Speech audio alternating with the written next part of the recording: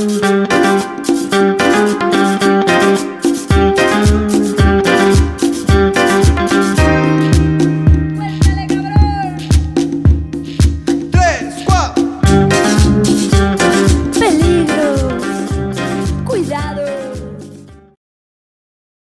time, we looked at the peculiar, even distorted form that modernity is often taken in Latin America.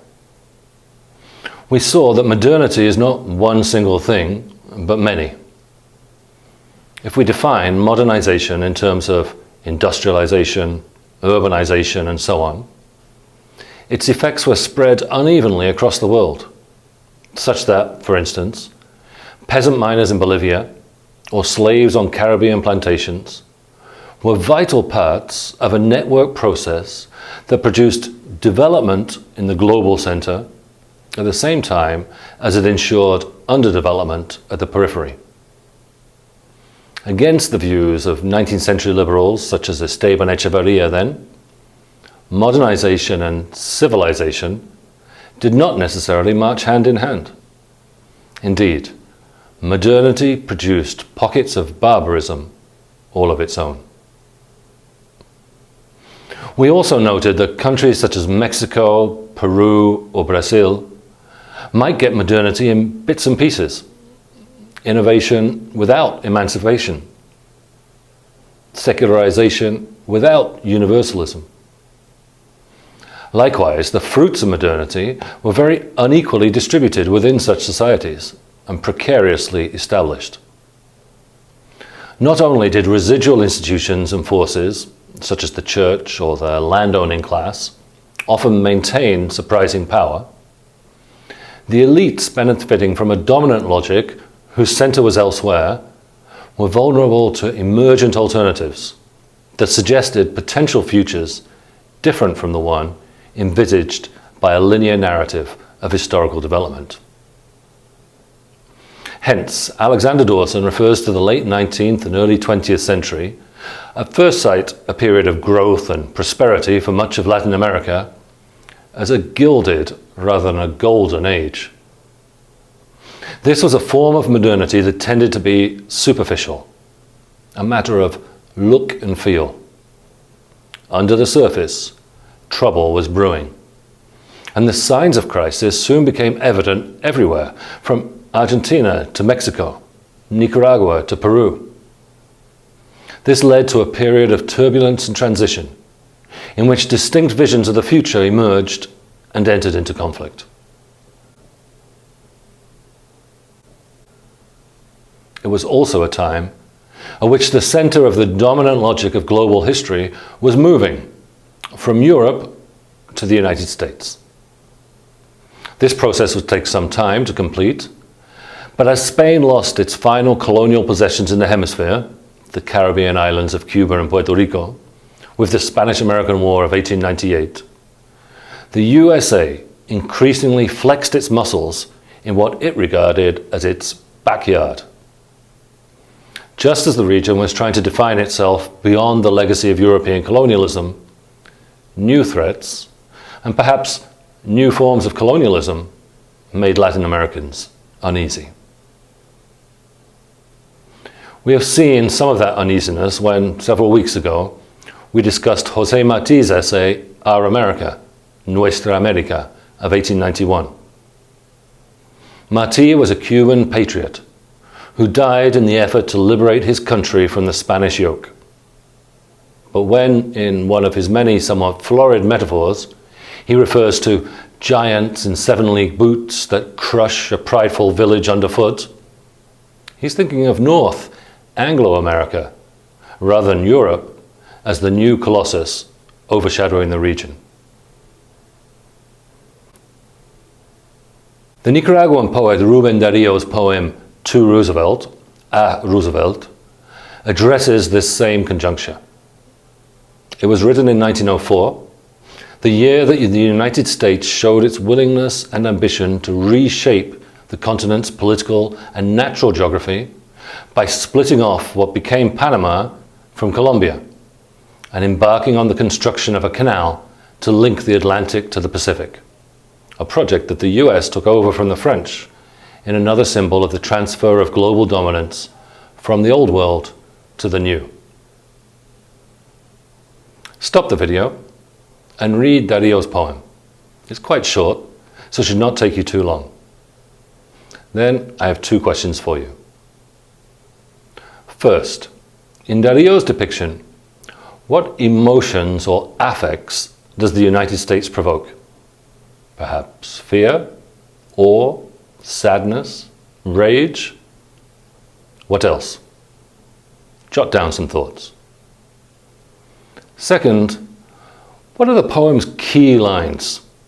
If you were to pick a line or two that sum up the essence of the poem, which would you choose? While you think about that, I need an energy drink, but I'll be right back.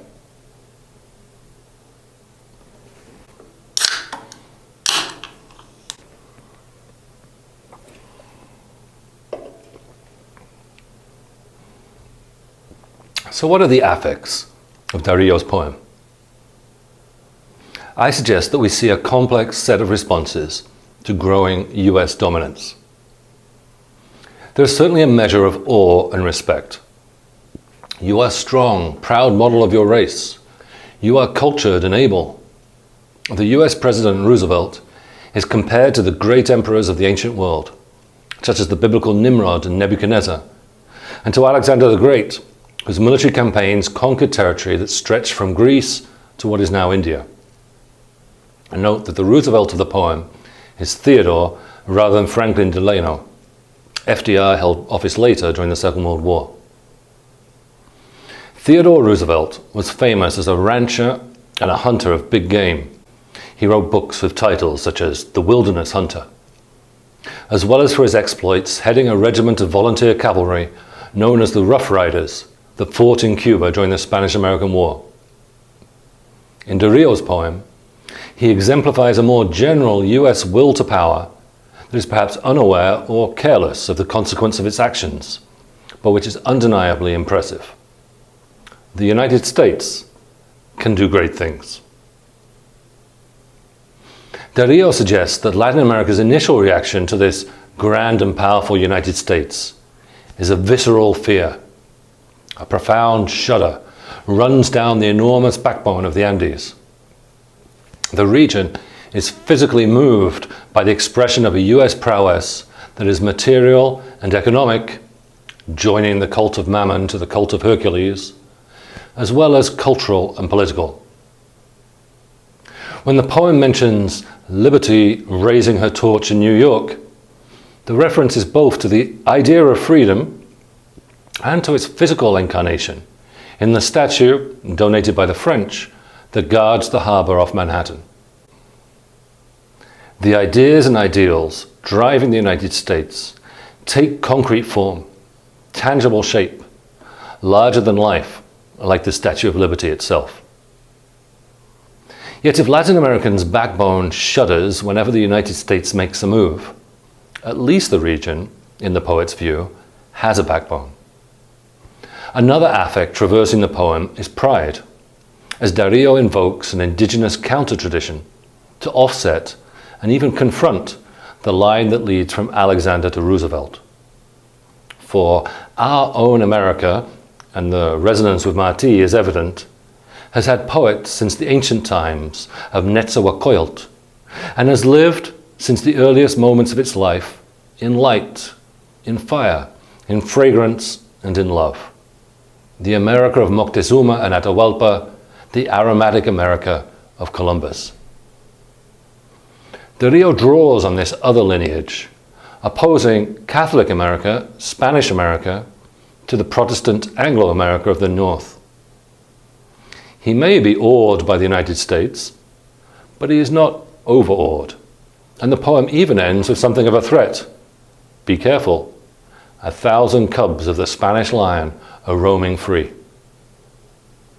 There are other freedoms, other liberties, and Roosevelt is warned not to impinge upon Latin America's.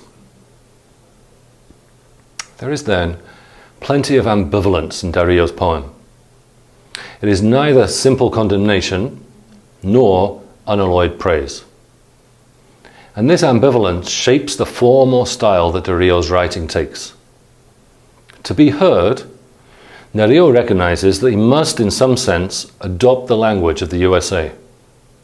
The voice that would reach you, I must speak in biblical tones, or in the poetry of the great 19th century US poet, Walt Whitman. And yet part of what makes Latin America different and distinct is that it speaks its own language or languages, with their own history and traditions. Darío has both to translate his critique of the United States into terms that someone such as Roosevelt would understand, and at the same time to resist such translation, for fear that his voice will simply be subsumed within the newly dominant idiom of bombastic ambition. So if I had to pick a line that captures the poem's essence, I might choose the shortest line of all, the single word "no" that ends the second stanza. The poem turns around this declaration of difference and disagreement. "No," says Darío, "the future is not wherever your bullet strikes. Other futures are imaginable." It's also surely significant that this is the one line that reads the same in English as in Spanish. The "no" is a point of intersection, a moment of protest that can be understood by South and North on equal terms. It is the point at which these two discourses, Darío's and Roosevelt's, diverge and come together at the same time. To Roosevelt ends with an invocation of religion or spirituality. And though you have everything, you are lacking one thing, God. This notion that Latin America had some kind of spiritual advantage over Anglo-America was a common one at the time, and in some ways its legacy persists to this day. We can see it also in the Mexican José Vasconcelos' essay, The Cosmic Race, La Raza Cósmica, published a couple of decades after Darío's poem. The mestizo, the Indian, and even the black, Vasconcelos tells us, are superior to the white in a countless number of spiritual capacities. The end of white supremacy is therefore at hand, to be superseded by a cosmic race, the final race, incarnated in the multiple mixtures embodied in Latin America. Mixtures that, we saw a few weeks ago, caused the Spanish colonial project such anxiety. Vasconcelos' strange combination of philosophy, biology, and epic history can seem off-putting.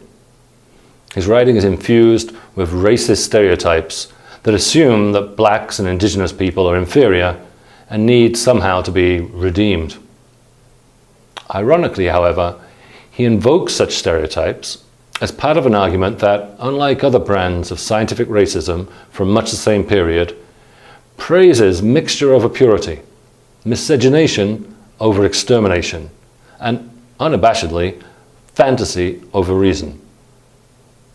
He argues against scientific eugenics, but in the name of a truly mysterious eugenics of aesthetic taste. Yet for all its strangeness, Vasconcelos' vision was hugely influential. As Mexico's Minister for Public Education, he helped shape his country's very particular vision, both of the past and of the future. This narrative, which emerged from the Mexican Revolution of 1910 to 1920, sought to erase the tensions and contradictions that had become manifest in the revolution itself. As the Zapatista Plan de Ayala indicates, the revolution had been a messy affair, in which diverse interests and visions of the future surfaced, only for many of them to be put down by force or by their erasure through the mythic tales of national unity, such as Vasconcelos's. The revolution was a result of the explosion of crises that had only superficially been obscured by an uneven modernity that benefited the few rather than the many. It was, among other things, a rebellion of the countryside against the city, the landless against the landed, liberals against conservatives, nationalists against the cosmopolitan elite. But eventually, under the auspices of the institutional revolutionary party that would go on to govern the country until the year 2000, it generated its own mythology of reconciliation and progress. Elsewhere in Latin America, Argentina in 1919, for instance, Central America in the 1930s, discontent also made itself felt. The fact that many decades later, insurgent movements such as the Zapatista Army of National Liberation in Mexico or the Sandinistas in Nicaragua named themselves after revolutionary leaders from the first few decades of the 20th century shows that the crises of this period never really went away, but were only displaced to a later date. By then, however, any such protests also had to confront, more or less directly, the power of the United States, which increasingly came to intervene in regional affairs, much as Martí and de Rio had feared.